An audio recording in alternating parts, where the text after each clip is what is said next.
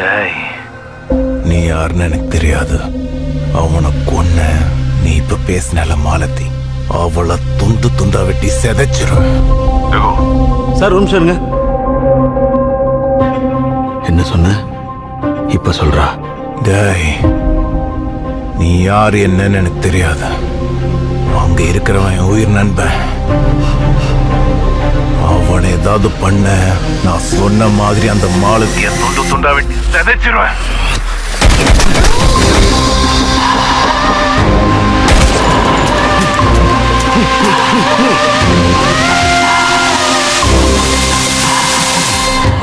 முடிஞ்சா தொடுறா.